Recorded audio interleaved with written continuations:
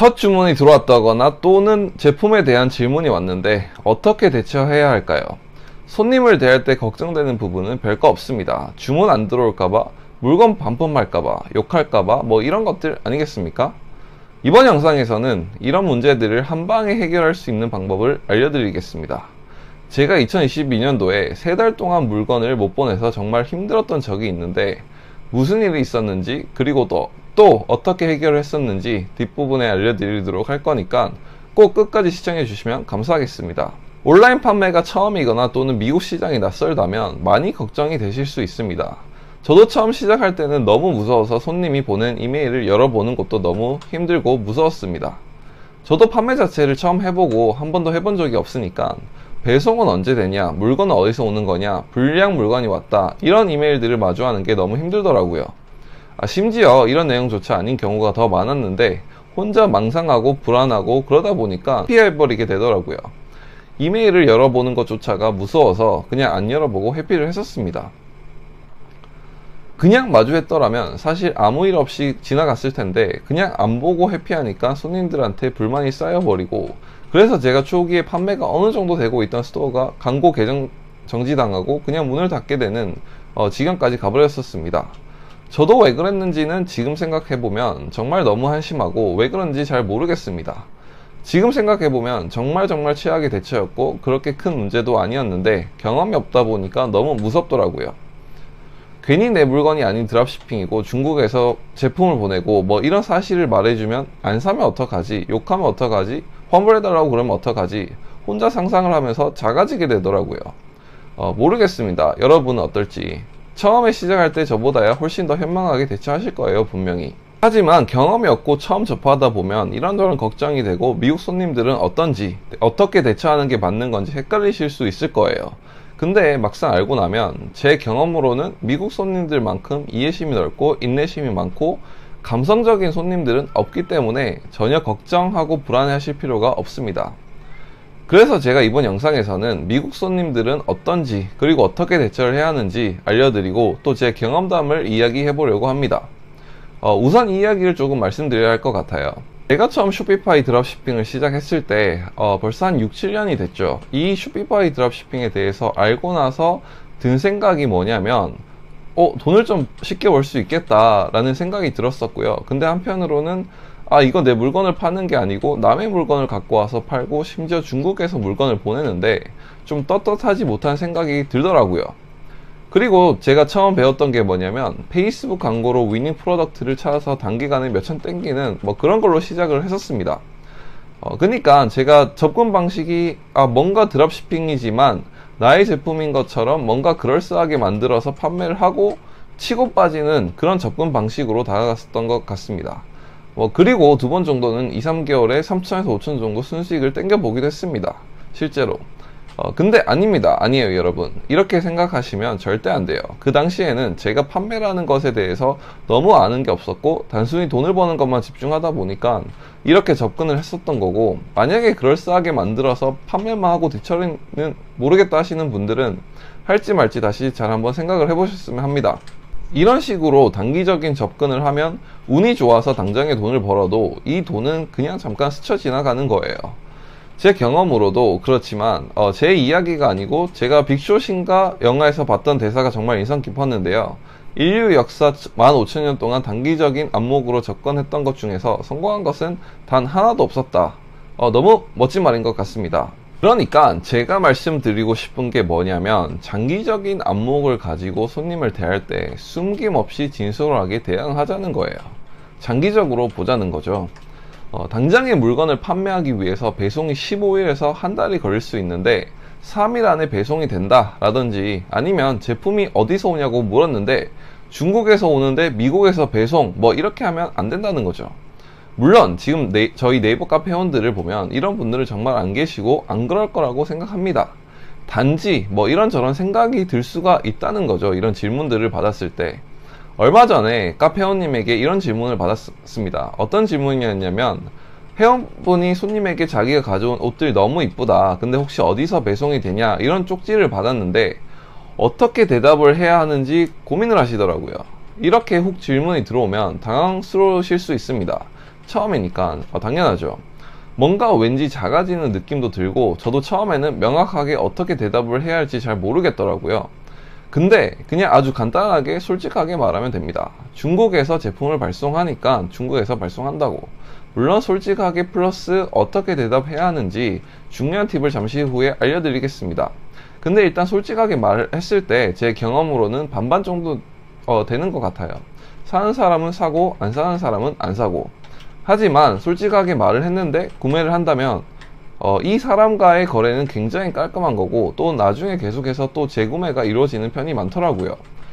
보통은 이런 질문을 하는 경우가 내가 가져다 놓은 제품과 내 스토어는 마음에 들어서 구매를 하고 싶은데 조금 신뢰를 못 하겠는 거죠. 여기서 미국 손님을 대하는 정말 중요한 팁을 알려드리겠습니다. 처음에 말씀드렸듯이 미국 손님들은 굉장히 감성적인 분들이 많다라고 말씀을 드렸었잖아요. 그 중에서도 특히 이렇게 연락 오는 분들, 네 옷이 너무 이쁘다, 내 마음에 들어, 근데 어쩌고저쩌고 하는 손님이라면 100% 감성이 풍부한 손님들입니다. 물론 항상 감성적으로 진솔하게 손님들을 대처해야 하지만 이런 느낌이 나는 분들이라면 더더욱 신경을 쓰셔야 합니다. 자, 이렇게 손님이 질문을 왔다고 한다면 정말 감성적으로 다가가야 합니다.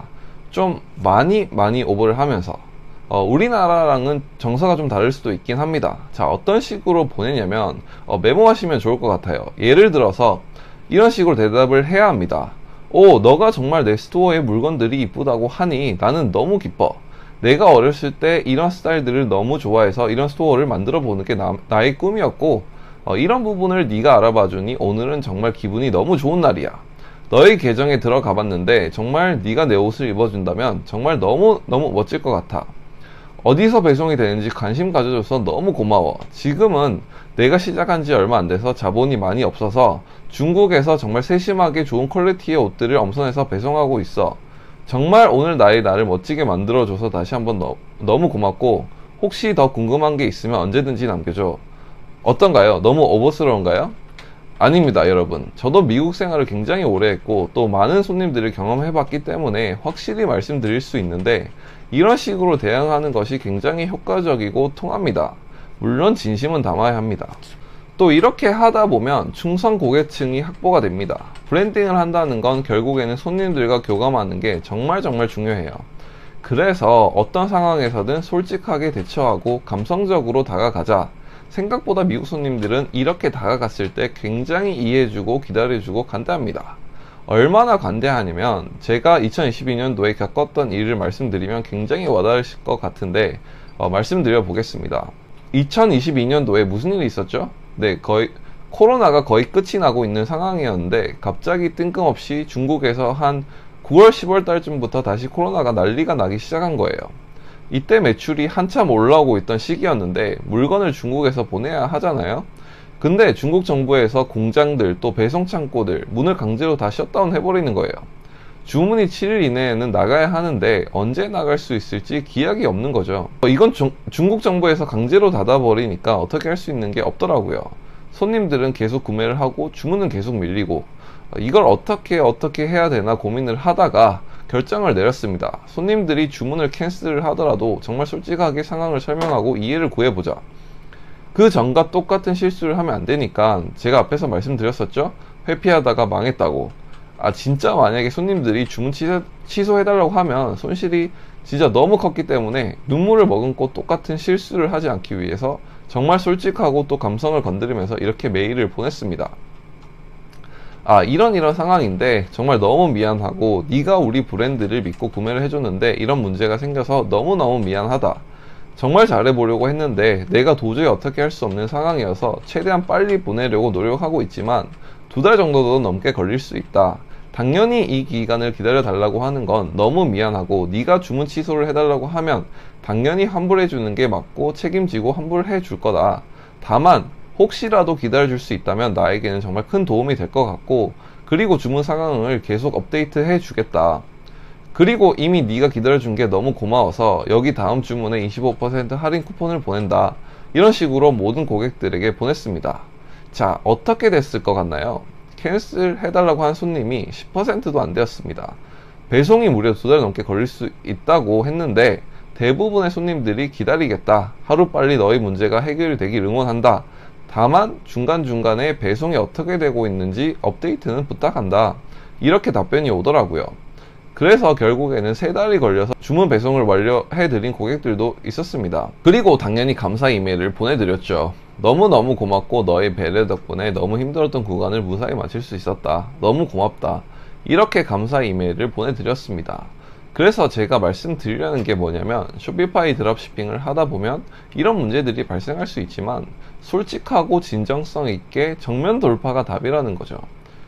기꺼이 책임지는 자세를 진정성 있게 보이는 것도 중요합니다.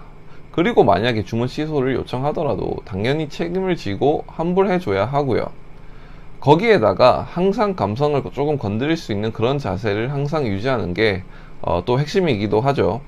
그래서 마무리하면, 여러 질문들이 오거나 주문이 들어오더라도 너무 불안해하지 마시라는 겁니다. 이렇게 코로나 같은 정말 특수한 상황에서는 저처럼 3달까지도 배송이 못 나가는 상황이 왔지만 평소에는 그런 문제들이 굉장히 드물기도 하고 이렇게 큰일 날 상황은 별로 없다는 그런 얘기입니다. 미국 손님들은 여러분이 생각하는 것보다 솔직하고 감성적으로 그리고 책임지는 자세로 다가갔을 때 굉장히 많이 해주고 또 여러분들을 지지해 줄 거다. 그래서 그런 자세로 고객들과 교감할 수 있는 그런 브랜드를 만들자. 이렇게 마무리하겠습니다. 시청해 주셔서 감사드리고요. 오늘 내용이 도움이 되셨다면 구독과 좋아요 그리고 알림 설정까지 부탁드리겠습니다. 감사합니다.